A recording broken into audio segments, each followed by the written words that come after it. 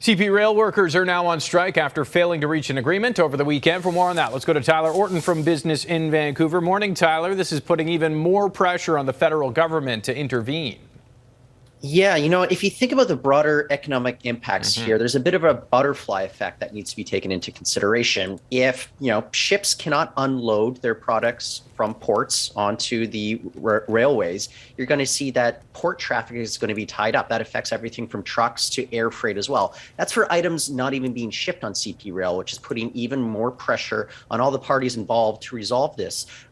Negotiations are still underway, and that's what federal labor minister Seamus O'Regan is saying, let that play out before there's any sort of federal intervention at that point.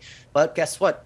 Inflation is ramping up and costs are going up for just average Canadians, which is what is really putting the pressure on at this moment.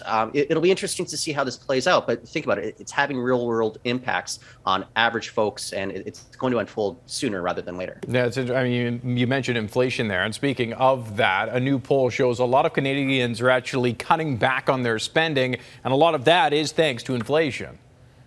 Exactly. And look, probably not a surprise. We have this new Ledger poll that reveals that 4/5 of Canadians, they're already cutting back and buying cheaper items at grocery stores in order to deal with this. 75% of folks, they say that they are going ahead and cutting down on visits to restaurants or just average household items. And then finally, 50% of Canadians, and probably not a shock here, they're driving less just because the price of gasoline has skyrocketed so much just in the last few weeks at this moment. So not a ton of good news, but I will point this out.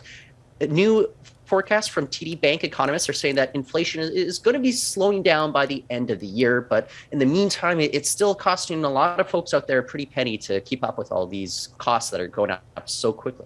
Yeah, it's going to be tough not to eat, drink, or drive until then. Tyler Orton, Business in Vancouver. Thank you, sir.